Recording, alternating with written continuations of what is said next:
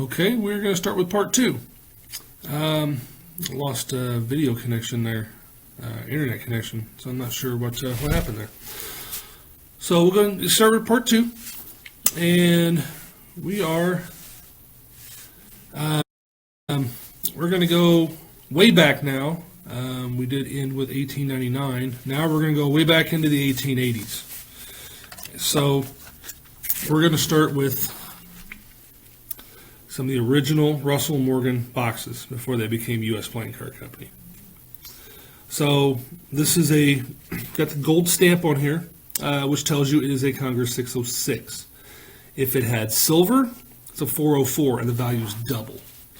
So I really wish this was a 404. Okay, so we're going to get into this one here. Got some nice gold edges, what's left of them. This one's about 1885. Could be as late as 1891, but probably around 1885. And we have the US 6A Ace of Spades. This is the third ace that Russell and Morgan used. And if you notice the pips there, a little more elongated, and the numbers are a lot smaller. So they were just starting to put numbers on at this point on cards. We have Lord Dundreary on the Joker. He was a character in Our American Cousin, which most people know that's the play that Lincoln was assassinated, was shot at. So this deck here is called Lighthouse. This is one of 16 known to have sold in about the last 10 years or so. Very, very rare, very scarce, if you will. I was pretty lucky to get one of these. So here's an ace. So these are what's called lacquerbacks in the collecting world, and they're basically like a Japanese style. You got, like I said, black with gold ink. You can find green and gold, purple and gold, but it's always gold. The picture's always gold. The background is always a different color. Green, gold, maybe blue, purple, red. So there's always different ones. I only have two examples. They are very, very hard to find. So like I said, this is 1885 to maybe 1891. I tend to use the earlier date based on when the ace came out. So that's this one here. Very, very nice example of a very rare deck. I had a friend of mine who basically he knows how rare things are, and he gave it a 9.1 out of 10. It's out of all the things he sells that he lists, this one and maybe one other are listed at 9. So it's a very, very good example of a very rare deck. And then we'll go over to this one here, which I picked up off Mr. Mike Ratledge of United Cardists. So that's this one. Still got the gold. So this one here is the green box with gold. This one goes back a little more, 1883, maybe even 1881. Might be one of the original Congress 606s. Got the gold.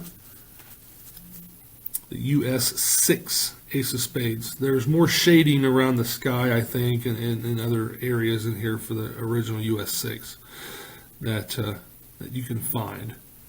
So that's this one. We got another Lord Dundreary Joker. This one's in a little bit better condition, much better. And we call this one Geometric.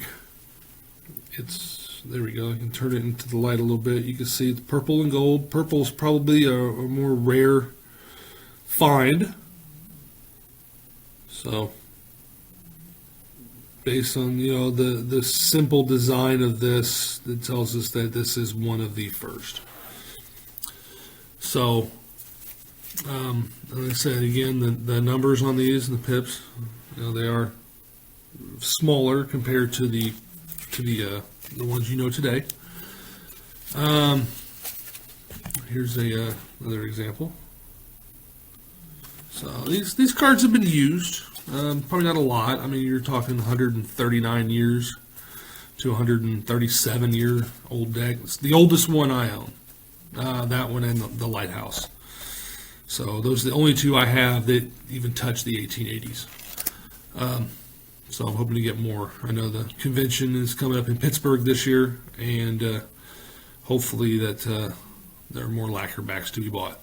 So we'll go one more example here. Here's one of the clubs right there. So that is the old cards on that one.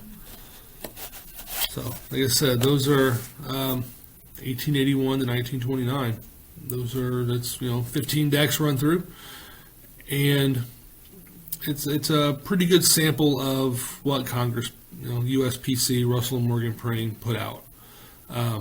Except between those years, so you're looking at 1929, about 48 years of playing card history, run down in about 45 minutes. So about a minute a year.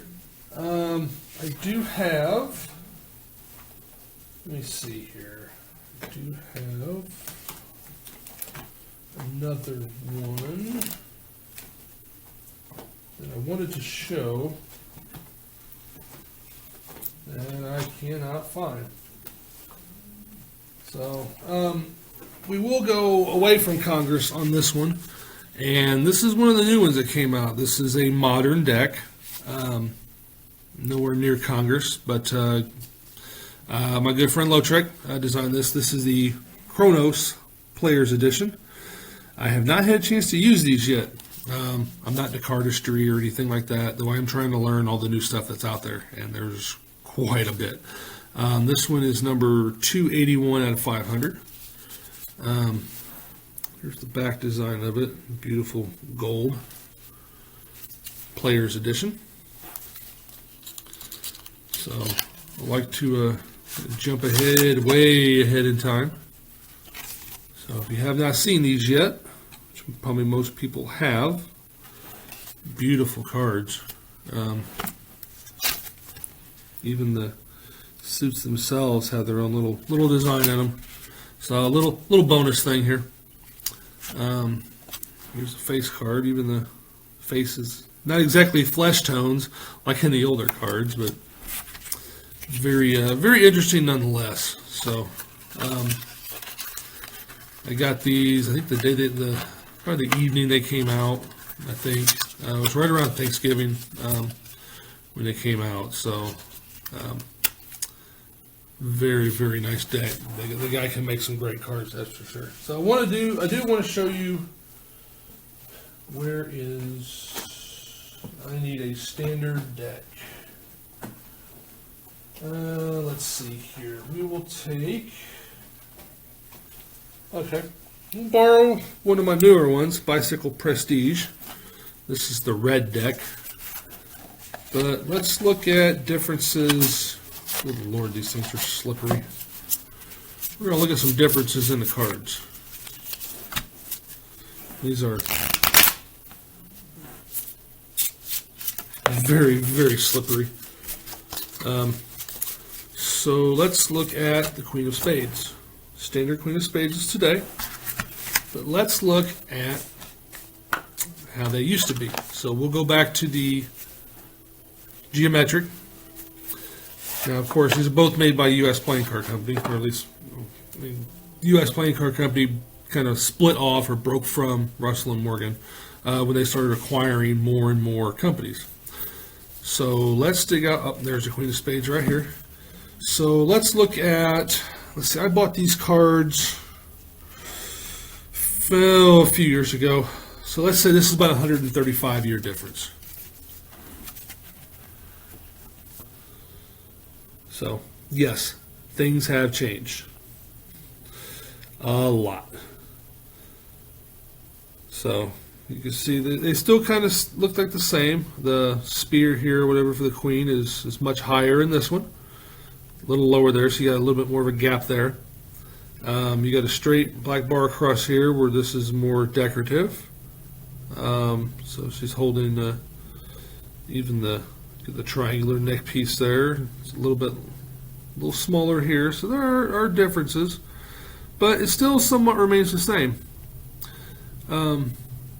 So it's a big change. I think you start seeing these more toward the 1950s. I think it's about when you see a permanent change in those. Let's go to a different one here. Let's look at a jack, but let's find a red jack. Jack of diamonds. Okay. Let me sort through and find oh, that was easy.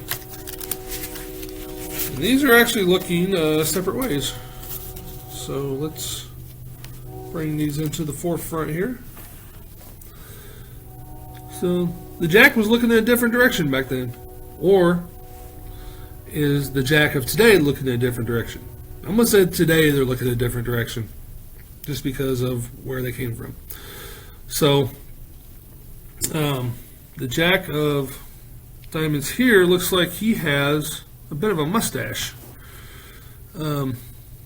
His garments are a lot different. There are a lot of differences in this. Excuse me. Yeah, much different. And since we've done the queen and the jack, we might as well find a king. So let's go to, we've seen spades, let's go to clubs. Let's find the king of clubs. Okay. This is just kind of impromptu. Where's king clubs? I don't have this other one in order because I used it in the last poker game. Here we go.